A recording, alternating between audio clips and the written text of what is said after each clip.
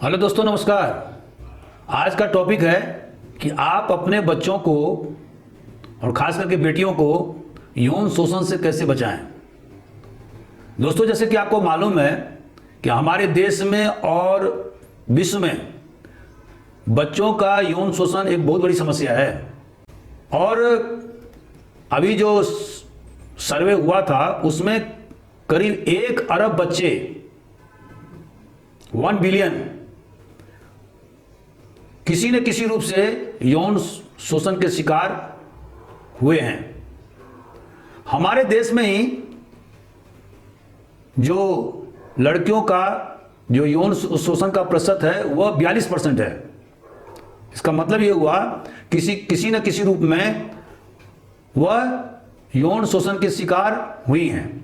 2019 के डाटा के मुताबिक 4.5% की वृद्धि बच्चों से संबंधित अपराध में हिंदुस्तान में वृद्धि हुई है। अगर विश्व स्तर पर देखें तो 19.7% लड़कियां और 7.9% लड़के यौन शोषण के शिकार प्रत्येक साल होते रहते हैं। हमारे देश में 2017 से 2020 के बीच में ऑनलाइन यौन शोषण के शिकार करीब 24 लाख बच्चे हुए थे। दोस्तों, जैसे कि आपने अभी रविवार को मेरे परसों 2 अक्टूबर को बदायूं यूपी का जिला है, वहां पर आपने अखबारों में देखा होगा कि एक 12 वर्ष के लड़के ने 5 वर्ष की लड़की के साथ में बलात्कार किया। और इस तरह की घटना हमारे देश में होती रहती है। और अभी पुलिस ने उस लड़के को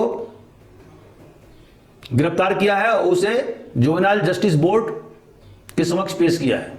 दोस्तों, अभी 24 सितंबर को सीबीआई ने हिंदुस्तान के 59 लोकेशन पर छापा मारा और यह छापे 20 राज्य और 1 केंद्र प्रशासित क्षेत्र में मारे गए थे। और जिसमें बहुत सारे मटेरियल जो क्लाउड के माध्यम से यौन शोषण के या चाइल्ड एब्यूज मटेरियल्स जो ऑनलाइन के माध्यम से भेजे गए थे उनको जब्त किया गया है और 100 से ज्यादा लोगों को हिरासत में भी लिया गया है। और इस अभियान को सीबीआई ने मेघ चक्र का नाम दिया है। पिछले साल भी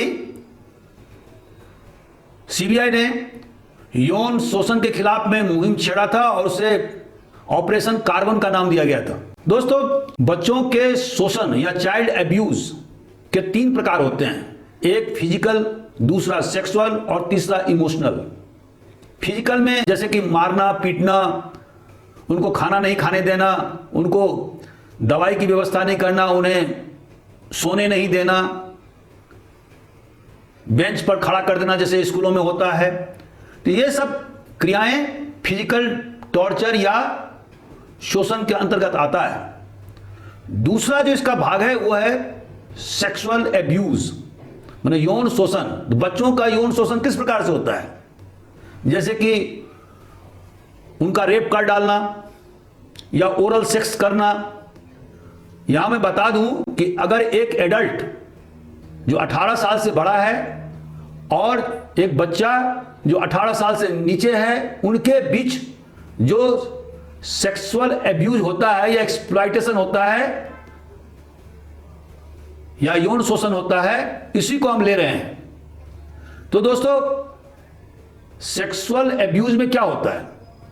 जैसे मैंने अभी बताया, एक बालिग व्यक्ति के द्वारा 18 साल से कम उम्र के लड़की या लड़का के साथ में रेप करना या ओरल सेक्स करना या उसके प्राइवेट पार्ट को एक्सपोज कर देना या जबरदस्ती उसको नंगा कर देना या वो जो नहीं चाहता उसके साथ शारीरिक शोषण करना या मोलेस्टेशन करना। हमारे देश में मोलेस्टेशन के लिए धारा 354 आईपीसी बना हुआ है, लेकिन बच्चों के लिए प्रिवेंशन ऑफ चाइल्ड या चिल्ड्रेन फ्रॉम सेक्सुअल ऑफेंसेस 2012 बनाया गया है।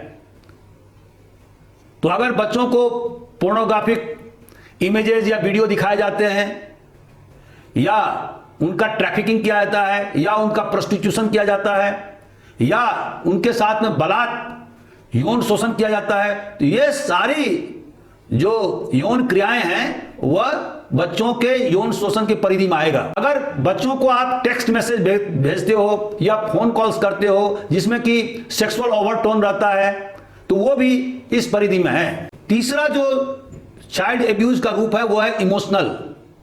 दोस्तों, हमारे देश में या अन्य देशों में भी बच्चों को एक स्पेशल टारगेट गार्जियन के द्वारा दे दिया जाता है कि तुमको इतना % नंबर लाना है, अगर क्लास में फर्स्ट नहीं करोगे तो तुम्हारी पिटाई होगी।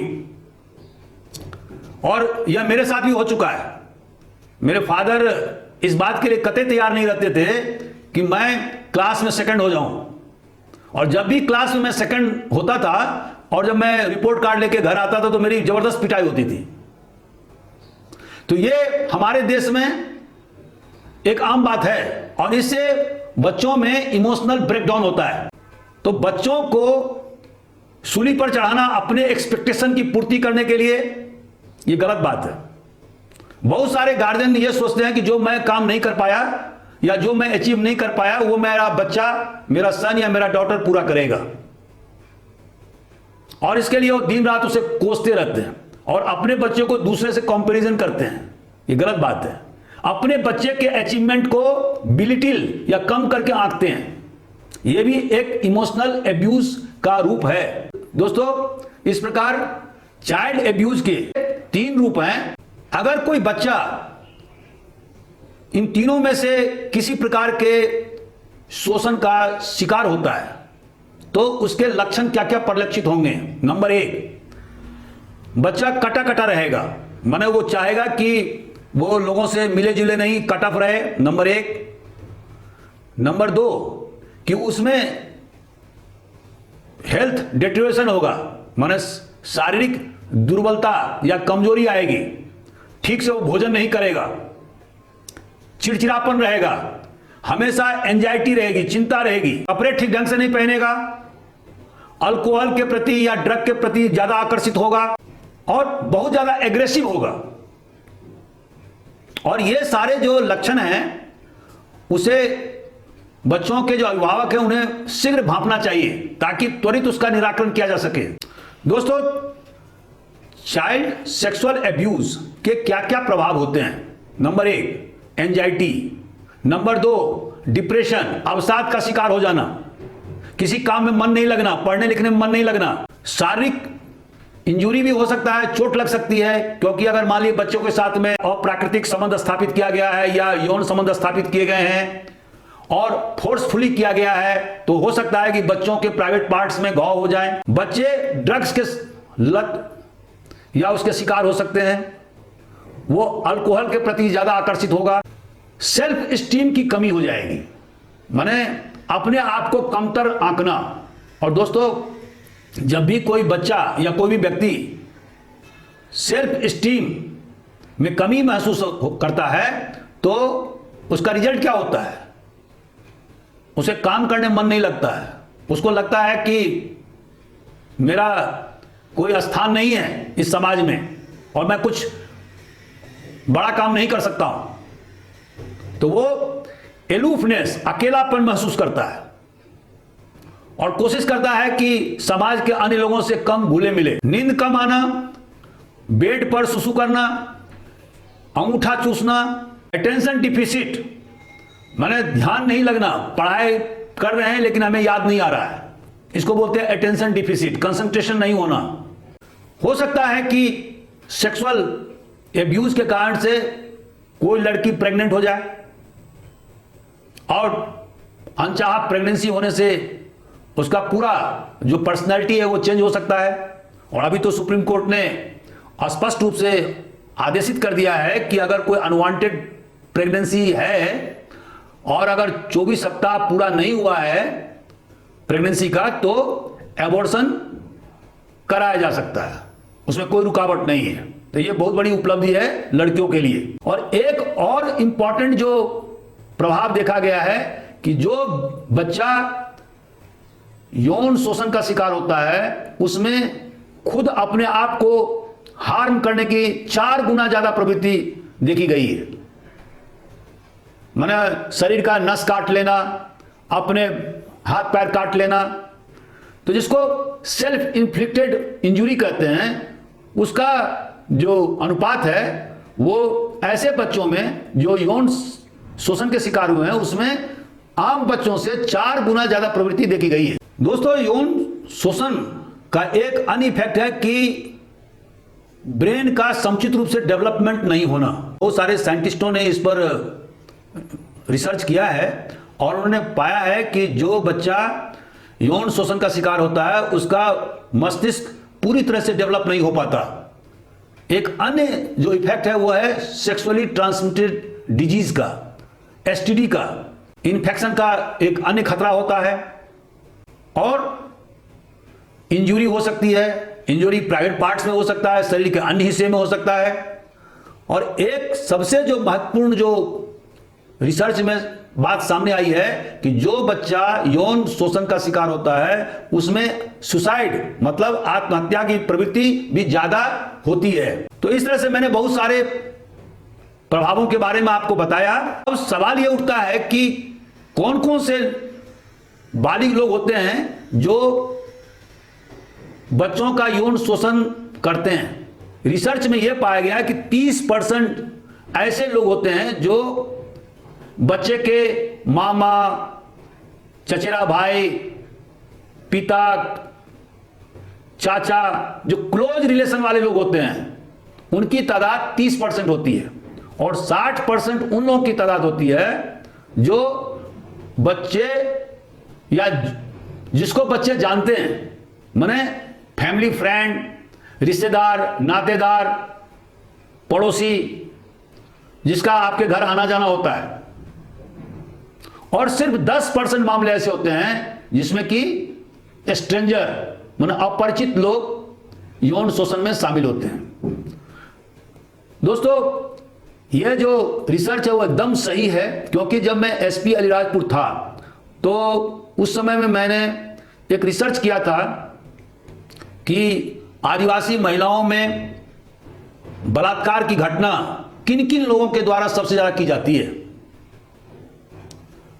मैंने भी रिसर्च में यह पाया कि 90% ऐसे लोग शामिल थे बलात्कार में, खास करके बच्चों के बलात्कार में, जो कि रिश्तेदार थे, नातेदार थे या पड़ोसी थे या जान पहचान वाले थे। उसका सबसे बड़ा रीजन यह था कि अलीराजपुर या झाबुआ डिस्ट्रिक्ट के अधिकांश लोग साल में 8 महीने बड़ौदा, अहमदाबाद या राजकोट में काम करने के लिए चले जाते हैं। हालांकि वो बीच बीच में आते रहते हैं और इस बीच में वो अपने लड़कों को, लड़कियों को यहीं छोड़ के जाते हैं और इसका बेजा फायदा उनके रिश्तेदार उठाते हैं।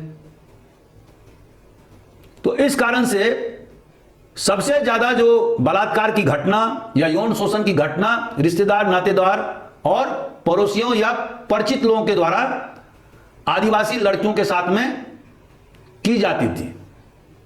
उसका मैंने एक रिपोर्ट भी तैयार किया था। अब सवाल यह उठता है कि चाइल्ड सेक्सुअल एब्यूज को कैसे रोका जाए, माने बच्चों के यौन शोषण को रोकने के क्या क्या तरीके हो सकते हैं।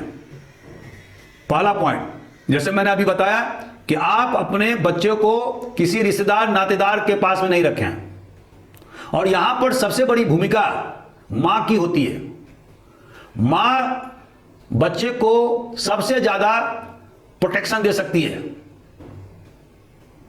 तो उसे अपने बच्चों को दूर नहीं रखना चाहिए। भले ही वो काम के सिलसिले में बाहर जाए, लेकिन वो अपने बच्चों को साथ में लेके जाए। अगर बाल शोषण का कोई भी जानकारी मिलती है तो यह अभिभावक का कर्तव्य है कि उसको छुपाए नहीं, उसको दबाए नहीं, बल्कि उस पीड़ित बच्चा के साथ में वो वार्तालाप करे और उसे समझाए कि वह उसके साथ में हमेशा है, हर हाल में उसके साथ मजबूती से खड़ा है और तत्काल उस शोषण की घटना की रिपोर्ट थाने में करे और इस प्रकरण में विवेचना की मांग करें। अपने बच्चों से दूरी कभी नहीं बनाएं। जब आप दूरी बनाएंगे तो बच्चे भटकेंगे, दूसरों के साथ में नजदीक आने का प्रयास करेंगे। तो हर एक अभिभावक का यह कर्तव्य है कि वो बच्चों के साथ में लगातार उनसे बातचीत करें, वार्तालाप करें, उनकी समस्याओं से परिचित हों, लेकिन उनके जो प्राइवेट स्पेस हैं उसको अतिक्रमण करने की कोशिश ना करें, नहीं तो बच्चा बिगड़ जाएगा और उनसे कटा कटा रहेगा। और उन्हें हमेशा यह एहसास कराएं कि दुनिया में सबसे ज्यादा बच्चे का हितरक्षक है तो वह उसके पिता हैं या माता हैं। अगर बच्चे को यह कॉन्फिडेंस हो गया तो बच्चा हर बात को अपने मां बाप से शेयर जरूर करेगा। अगर इस प्रकार की मान लीजिए यौन शोषण की घटना किसी बच्चे के साथ हो गई है और बच्चा अपने मां बाप को बताता है या बताती है, तो अभिभावक का यह कर्तव्य होना चाहिए कि वो उसके झिड़के नहीं, डांटे नहीं, डपटे नहीं, बल्कि उसके साथ सहानुभूतिपूर्वक विचार करे, उसको सहारा दे और ट्रीटमेंट में मदद करे, पुलिस में रिपोर्ट करे। उससे बच्चे का जो स्ट्रेस है वो रिलीज होगा और जो आने वाले समय में जो मैंने बहुत सारे जो इसके दुष्प्रभाव के बारे में बताए हैं, उन दुष्प्रभावों से बच्चा विलग होगा, मतलब उस पर इतना ज्यादा प्रभाव नहीं पड़ेगा। दोस्तों, निचोड़ यह है कि चाइल्ड सेक्सुअल एब्यूज या बाल यौन शोषण सबसे ज्यादा प्रोस्टिट्यूशन या वेश्यावृत्ति के माध्यम से, चाइल्ड ट्रैफिकिंग के माध्यम से या पोर्नोग्राफी के माध्यम से या सेक्सुअल असॉल्ट माने रेप करने से या मोलेस्टेशन करने से होता है। इसमें सबसे ज्यादा भागीदारी बच्चे की मां की होती है, क्योंकि वो सबसे बड़ा प्रोटेक्टर है, हितरक्षक है। इसीलिए हर एक मां को जागरूक रहना चाहिए और अपने बच्चे और खास करके अपने बेटियों की चिंता करनी चाहिए, उनको सुरक्षा प्रदान करनी चाहिए। रिसर्च में यह भी बात आई है कि जो मेल रिलेटिव होते हैं, माने रिश्तेदार, वो सबसे ज्यादा बाल शोषण में संलिप्त रहते हैं, तो उनसे दूरी बनाए रखना आवश्यक है। तो दोस्तों, मैंने डिटेल में आपको बाल यौन शोषण के बारे में बताया। आपको यह वीडियो कैसा लगा आप जरूर बताएं, और अगर आप कोई अन्य विषय पर वीडियो चाहते हैं तो कृपया कमेंट बॉक्स में जरूर लिखें, मैं उस पर वीडियो जरूर बनाऊंगा। Thank you very much.